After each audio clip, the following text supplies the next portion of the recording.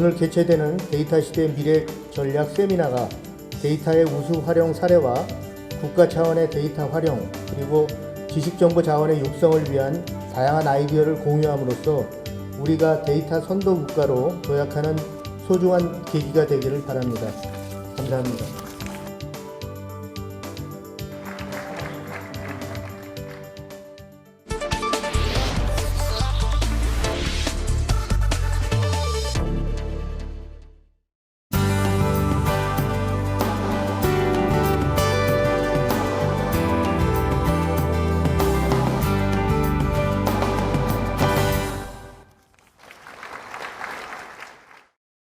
왼쪽 편에 보이시는 카카오톡 아마 지금도 이렇게 메시지를 보내시는 분들이 있을 것 같은데요.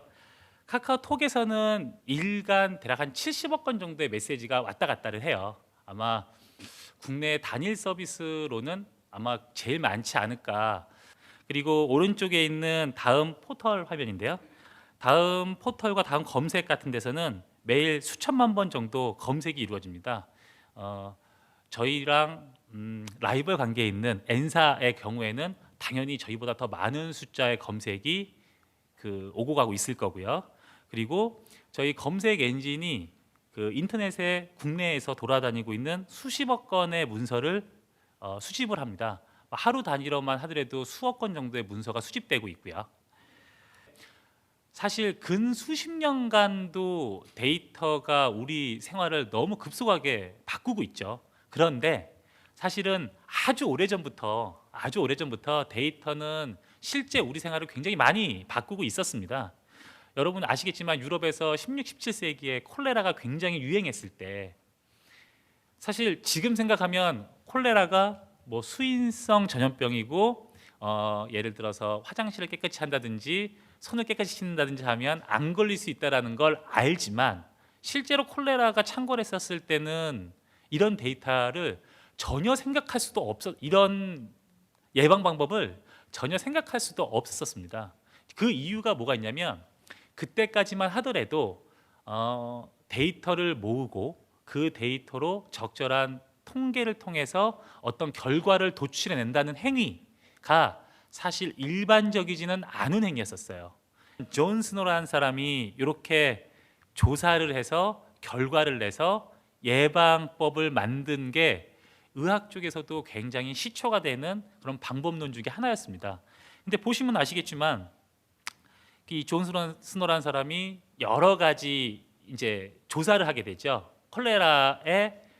콜레라가 어떻게 걸리는지를 모르니까 병에 걸린 거에 대한 모든 데이터들을 조사를 하기 시작합니다. 그 조사 데이터를 쭉 모아서 보니 이상하게도 급수 펌프를 어느 것을 쓰냐에 따라서 실제로 콜레라 사망자 수가 급격하게 차이가 나는 걸 발견을 했어요. 아마 이 급수 펌프를 발견해내기 위해서 정말 많은 데이터를 모았었을 겁니다. 심지어는 가족 관계라든지 이 사람이 혼자 사는지 이 집의 크기가 얼마나 되는지 많은 데이터를 모아서 분석을 통해서 무언가 급수 펌프 때문에 병과 연관이 있을 것이다. A 급수 펌프는 이용하지 말아라 라는 결론을 도출해내게 됐죠.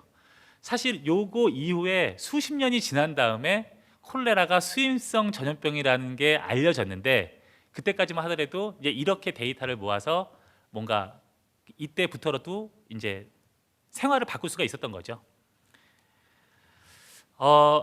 새로운 데이터를 발견하는 거는 사실은 굉장히 중요한 일입니다. 저희가 빅데이터나 이런 국가 DB를 오픈하는 걸 통해서 이제 젊은 친구들한테 일자리를 제공한다거나 사실 그것보다도 더 큰 세계관을 바꾼다거나 국가관을 바꾼다거나 하는 것들이 사실 이 데이터의 발견에서 보통 많이 일어나게 되죠.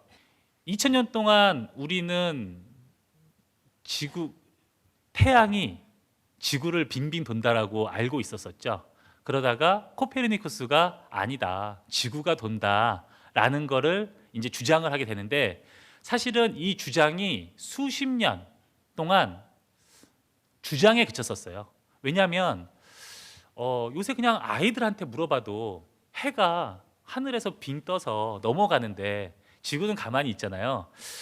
그때 당시 사람으로서는 영 이해하기가 쉽지 않았던 그런 내용이었어요. 아마 생각해 보시면 아시겠지만 2000년 동안 태양이 지구를 돌았는데 이걸 하루아침에 바꾼다는 게 사실 말이 안 되잖아요. 그런데 이거를 실제로 사람들한테 믿게 해준 건 코페르니쿠스의 아주 정확한 가설도 있었지만, 이 티고 브라헤라는 사람이 자기 제자들을 시켜서 수십 년간의 천문 데이터를 모읍니다. 왜냐하면 아시겠지만 이때 당시에는 만원경에 대한 기술이 없으니까 데이터를 모으려면 지금부터 훨씬 더 많은 시간이 걸린 거예요. 그래서 이 자기 제자들 시켜서, 한 제자들이 몇 번 바뀌었겠죠. 수십 년의 데이터를 모았는데 이 데이터를 티고 브라헤가 아니라 티고 브라헤의 제자인 이 하네스라는 사람이 이 데이터를 분석해 보니 분명히 지구가 태양 주변을 돌고 있다라는 근거를 만들게 되죠. 그러니까 데이터라는 건 사실은 가설을 증명하는데, 그리고 이렇게 세계관을 바꾸는데 사실 실제적인 역할을 하고 있었던 겁니다. 그러면 이렇게 새로운 데이터를 발견하기 위해서는 방금 같은 경우에는 천문 기술이었었죠. 좋은 만원경이 만들어지면 새로운 데이터를 발견할 수가 있듯이, 우리한테도 우리가 새로운 데이터를 발견하려면 분명히 그 새로운 관찰에 대한 기술, 발견에 대한 기술을 아마 찾아내야 될 거라고 생각이 들어요. 제가 생각하기에 요새 그 뭐 공공 데이터 포털에서 오픈하는 공공 DB라든지 국가 DB 같은 것들이 아마 이런 새로운 데이터 발견의 하나의 툴이 되겠죠. 기존까지는 이런 데이터를 발견을 하기가 어려웠었잖아요. 근데 이런 데이터를 공공기관에서 제공해주고 우리가 발견함으로써 새로운 가치를 만들어낼 수가 있게 되었기 때문에, 새로운 데이터를 발견하는 데에는 이 새로운 수단들, 이 천문 DB를 발견하기 위해서는 만원경이라든지 이런 게 굉장히 중요한 것처럼, 우리 주변에서도 이런 DB나 데이터 발견 기술이 굉장히 중요한 역할을 하게 됩니다. 자, 그러면 이제 여기서 새로운 디지털 기술, 아까 천체에서는 만원경이었었죠. 이런 것들이 바로 우리가 쓸 수 있는 새로운 만원경 같은 DB 발견을 할 수 있는 도구가 되는 거가 되겠죠. 아시겠지만 우리가 무언가를, 사회과학적인 것들을 조사할 때 수십 년 동안 가장 많이 쓰였던 방법 중에서 하나가 바로 설문조사였었어요.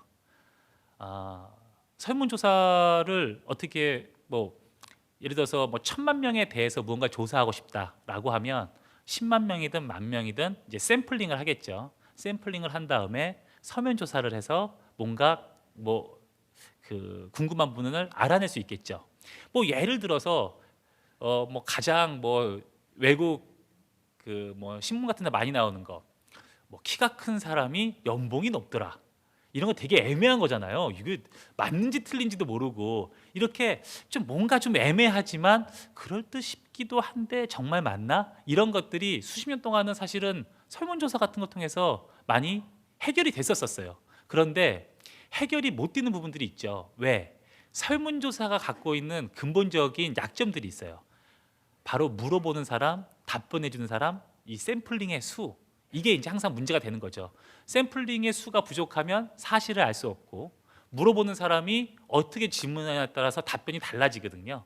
해서 사실은 우리가 가지고 있는 이런 문제들을 풀 수가 없었는데, 이 문제들을 푸는 걸로 발견되는 것들이 바로 새로운 디지털 기술, 디지털 환경이 지금 근 10년, 20년 새에 지금 진행이 되고 있습니다. 왼쪽 편 그림은 이제 서베이하는, 아까 말한 설문조사하는 그림이고, 오른쪽이 바로 지메일입니다.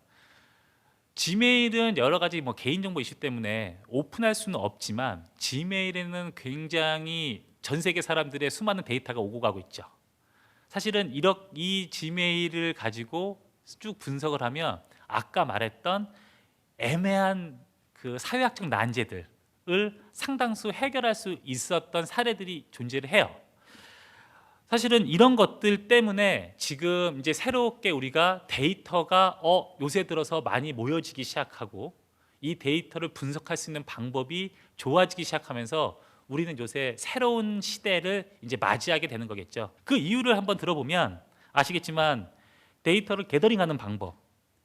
예전에는 PC를 쓰잖아요. 저희 회사에 검색 서비스를 쭉 보면 PC 쪽에서 나오는 검색 서비스는 주중에는 높다가 주말에 되면 급격하게 떨어져요. 왜? 주말에 여러분 컴퓨터 안 켜시잖아요. 근데 모바일 기기는 주말이든 주중이든 상관없이 일정합니다. 한마디로 말해서 모바일 기기 같은 게 대중화되니까 저희 같이 데이터를 수집해야 되는 입장에서는 훨씬 더 사람의 데이터를 밀접하게 수집할 수가 있게 됐어요. 데이터 수집하기가 쉬워진 거죠. 그 다음에 그 데이터를 저장하는 방법도 예전에는 설문조사할 시대에 펀치라는 거 사용해서 펀치, 종이에다가 구멍 뚫어서 이거 집어넣어서 데이터 처리하는 거, 대용량의 데이터를 처리할 수가 없었는데 지금은 아시겠지만 뭐 클라우드 데이터를 통해서 여기에 모든 것들이 지금 아마도 어딘가에 실시간 데이터로 저장이 되고 있을 겁니다. 그 다음에 아시겠지만 데이터 프로세싱이 현격하게 좋아졌죠.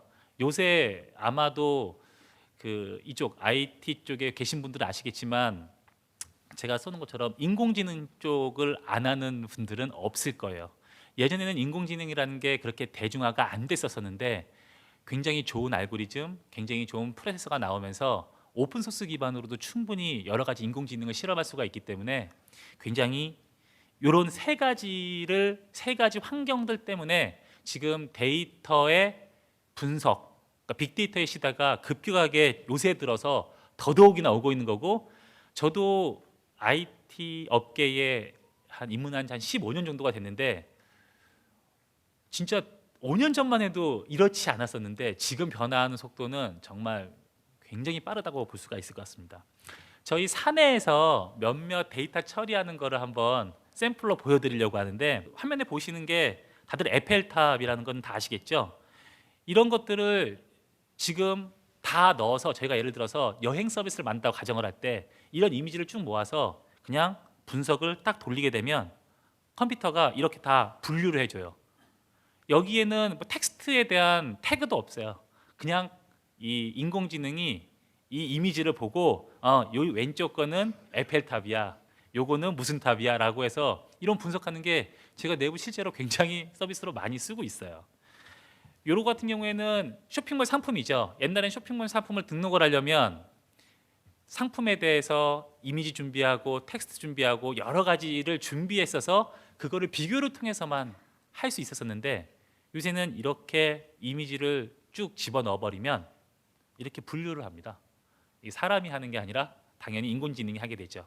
한마디로 예전에는 조금 더 의미가 없었던 데이터들이 훨씬 더 의미 있어져가는 과정이겠죠. 이런 거에 백그라운드에는 바로 이제 머신러닝이라는 인공지능에 대한 부분이 깊이 관여하고 있습니다.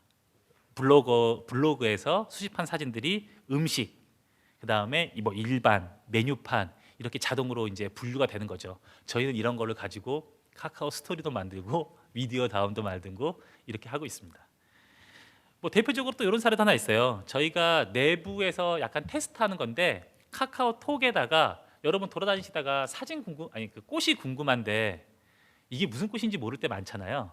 꽃을 카카오톡으로 사진을 찍어서 저희 큐베라는 게 일종의 약간 인공지능 같은 서비스인데 큐베한테 던져주면은 얘가 이 꽃이 뭔지를 이렇게 알려줍니다. 대신에 확신은 좀 없어서 코스모스가 89%, 좁은 잎 백일홍이 4% 이렇게 이제 해서 주는 것도 가능하죠. 제가 이렇게 말씀드린 이유는 그 예전에는 조금 의미 없었던 데이터가 점점 더 의미 있어진다라는 거고요. 저희가 이 국가 데이터를 이용해서 했던 사례 중에서 또 한 가지 사례 하나 말씀드리면, 저희가 서울시 쪽에서 제공한 택시 승하차 정보를 가지고 택시의 승하차 지도를 만들어서 서비스했었습니다. 현재는 사실은 이 서비스는 내려가 있는 상태인데 올 초까지 서비스가 유지됐었는데 택시 지도라는 걸 치게 되면은 지금 사용자의 현위치 중심으로 어디가 택시 잡기가 유리한지를 미리 알려주는 서비스였었고요. 그 다음에 국립공원관리공단이랑 같이 진행했던 프로젝트 중에서 계룡산의 전체 등산로를 사진으로 찍어서 저희 그 지도 서비스와 함께해서 지금도 아마 계룡산을 아마 쳐보시면은 계룡산의 로드뷰 데이터를 다 보실 수가 있으실 거예요. 이게 작년에 정부 3.0 그 과제할 때 대상 받았던 그 사례이기도 하고요. 저희가 택시는 사실은 사람이 사람한테 하는 서비스이기 때문에 굉장히 불확실성들이 많아요. 예를 들어서 이 기사님이 사용자를 제대로 내려줬는지, 승차 거부를 안 할 것인지, 이게 저희 서비스에 다 영향을 미치잖아요. 저희는 이런 것들을 운전자의 주행 패턴이라든지 위치, 차고지 이런 것들을 다 고려해서 분석을 한 다음에 빅데이터 분석을 통해서 유의미한 값을 뽑아내고 다시 서비스에 반영해서 서비스 만족도를 높이게 되죠. 예전에 초창기 버전에는 어떻게 했었냐면 택시를 딱 호출하면 뭐 10대한테 신호를 보냈습니다 이렇게 떴었을 거예요. 근데 지금은 아마 딱 누르면 가장 근접한 거리에 있는 것부터 한 대, 세 대 하면서 이런 거 이제 그래픽적으로 보여주게 돼요. 이런 것들이 사용자 저희가 모아진 데이터 사용자의 니즈를 합쳐서 이제 만들어 나가게 되는 거였고요. 해외 플랫폼 사례를 잠깐 보면은 아시겠지만 텐센트가 하는 위뱅크 같은 경우에 대출 서비스를 하는데 정말 신기하게 안면 인식 기술이랑 빅데이터로 분석한 신용 평가를 통해서 대출 서비스를 해요. 실제로 저도 해봤는데 1분 정도면 정말 대출 서비스가 됩니다. 저 너무 신기해가지고 이게 말이 되냐라고 했는데 그때 테스트했을 때는 이제 제 계정은 아니었었고 이제 중국분 계정을 통해서 했었는데 이 위챗이라는 플랫폼이 굉장히 커머스한 게 많이 오고 갑니다. 뭔가 구매를 한다든지 이런 내역이 다 남아요. 하니까 이 사람이 많은 물건을 샀다라고 하면 분명히 신용정보가 좋을 거다라는 걸 통해서 신용평가를 한 다음에 실제로 바로 대출이 연결해주는 이런 서비스도 존재를 하고요.